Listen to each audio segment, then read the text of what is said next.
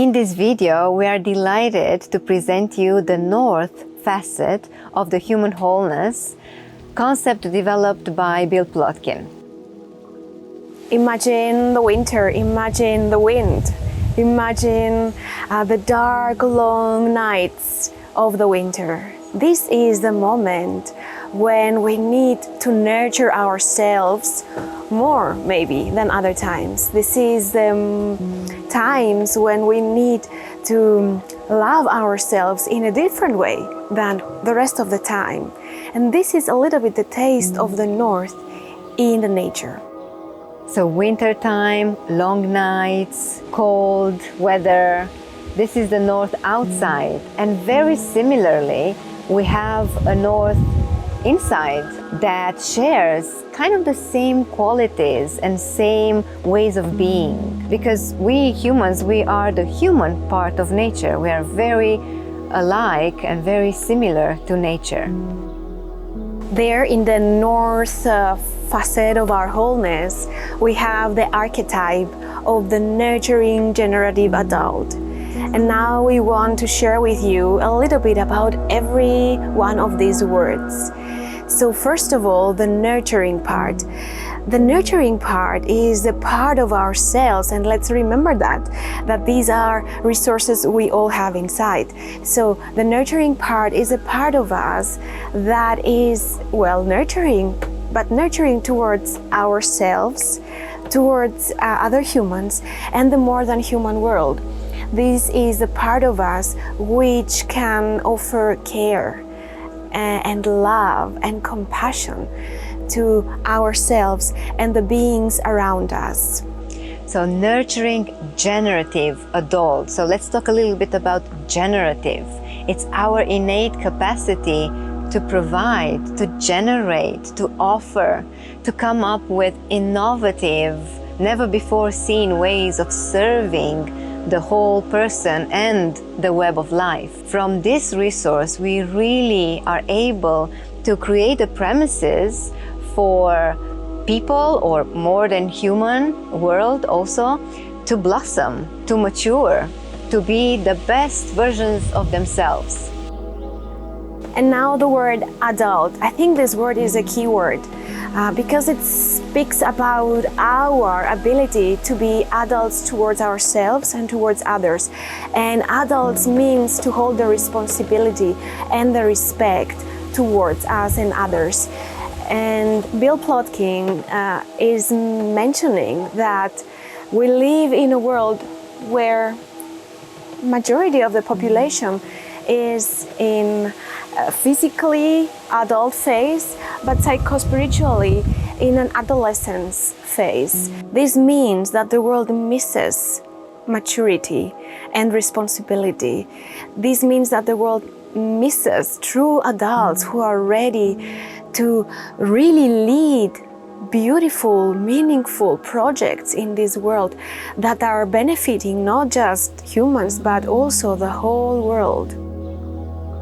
One of my deepest longings in the world is the longing to be among elders, and about these adults that Eleni was talking about. We really miss this energy, this wisdom, this solid experience, wholehearted experience of life. I miss these energies in my life. I miss to be guided, to be mentored, to be supported by elders and adults.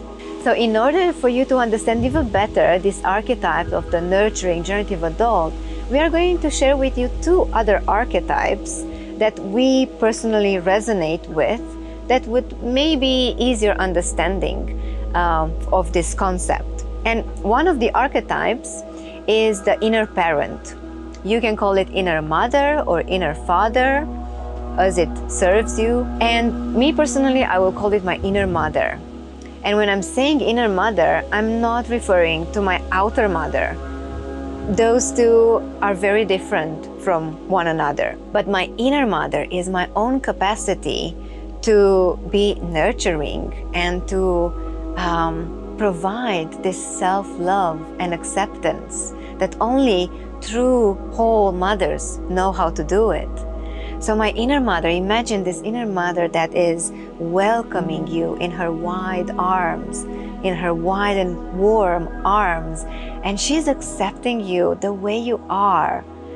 Joyful, sad, fearful, angry. It's all part of life, and she is aware of that, and she loves you. And she knows and she is capable to teach us about self-love. So inner mother is really this capacity to nurture for ourselves, to feel that we are supported every second of our lives, that we are in the arms of someone that says, I gotcha. I'm holding your back here. I'm with you. And also if we think about mother, inner mother, I personally connected a lot with nature, with Mother Nature.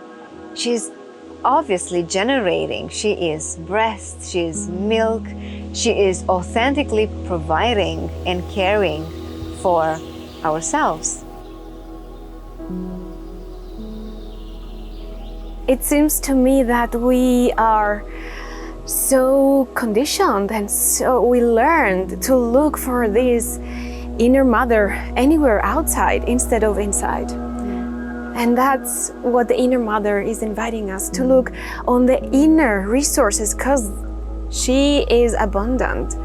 And we need to look inwards to find and feed on this food that she has to offer for us. A second archetype we want to offer is the inner queen or king. And allow me please to talk about inner queen in this case, because I feel more resonance with my queen. And this queen energy, this queen resource is a beautiful one. She is the one that knows our true worth, our true value. She is the one who knows all the gifts. And when I speak about gifts, I don't refer to money or richness in terms of materials, but innate, beautiful inside richness, characteristics, gifts, values, abilities. This is our worth, and your inner queen or king knows your worth and does not only know, but also he or she owns it. He or she knows how to take the space that is assigned for you, to claim your value, to occupy the space that is for you, your space, not with the intention to harm anyone else. At the same time, without the intention of minimizing ourselves or making ourselves superiors to others. Our inner queen or king is telling us, let's take as much space as is being given to us. For example, I am born in this physical size. I can be in this full body posture, or I can be like this, or I can also squeeze others down or put high heels to show myself or inflate myself. But the inner queen or the inner king is here to tell us, just occupy what is yours. Be yourself, own your worth, and through this, lead your life. And when we lead our lives from this space, we inspire others to lead their lives in their full potential. So building on this idea of the queen and king that know how to occupy their space in the world, from this resource of our north, we can be at the same time bold and humble. We have this ability to show ourselves in the world in a bold, courageous way, rightfully proud of who we are and what we know and what we have gained during our lifetime, and at the same time to be humble about it, to be down to earth, to be approachable. So as we are speaking about this nurturing generative adult archetype, maybe you are wondering about persons, people, humans that are embodying these characteristics. So feel free to recall these ones. That for me is really inspiring is nature itself. She knows how to be this archetype. She knows how to provide, how to give, how to be abundant, and always, always manifest in service of the ones that she has around. So the transformative work here is to activate and awaken these archetypal capacities that we have, and to establish a relationship with each of the archetype, to tend this relationship, to offer our attention, our focus, our time. In this way, they will manifest in our life and they will show up and they can show us the way. Now we want to offer to you 3 invitations through which you can cultivate your resources of the Nurturing Generative Adult. The first one is connected to nature. We are inviting you to go out into the wild or semi-wild place in a wander. We're inviting you first to establish a threshold, a certain point that when you cross it, you leave the ordinary world behind and you enter into the realm of the nature. When you cross that threshold, allow yourself to wander for a while and be called by a particular place which embodies the energy of the Nurturing Generative Adult. When you find yourself there, spend some time acknowledging the values of this place. Maybe it is a tree or maybe it is a stone. How is this place nurturing? In what ways is it generating, creating, offering, leading? Or in what ways is it giving to you care as a responsible being? So here's the second invitation that can actually happen in the place, in nature, that you find it nurturing and generative. So while you are there in nature, take your journal and write yourself a compassionate love letter. A compassionate love letter to yourself.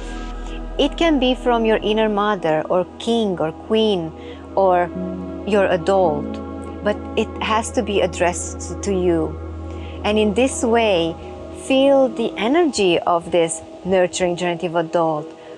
What this one has to tell you, maybe some advice, maybe some ways of being in the world. Maybe this one really sees you and sees all the accomplishments that you have made in this life. Write these things to yourself. And after you finish the letter, maybe proudly and humbly read it out loud to the beings around, to the place that you're in. And the third invitation can happen indoors or outdoors. We're inviting you to find a piece of music that manifests, transmits the qualities of the Nurturing Generative Adult. Once you have the music going, allow these qualities to flow into your body. How would your Nurturing Generative Adult move? How would your inner mother walk? How would your inner queen be in the place, be in the space? Allow them to move your body the way they want.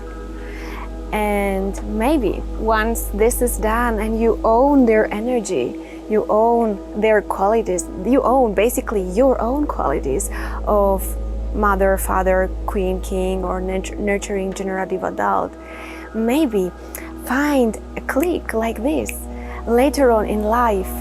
And when there is a circumstance, a context that really requires these capacities of yours, you go with that posture, you go with this body position, with this energy. Now I will walk into this and act and be and do as a mother, as a father, as a queen, as a king, as an adult.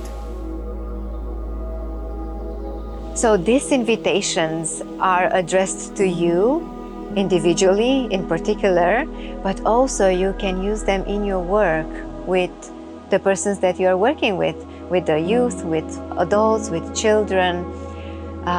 They can be used continuously. Coming to an end with our presentation here, we just want to mention that this work is necessary. This is the foundation of what it means to be fully human. And really, we cannot go in many places in our soul journey without a solid foundation. This relationship, this standing relationship with your nurturing generative adult is a necessary and valuable and life-changing work.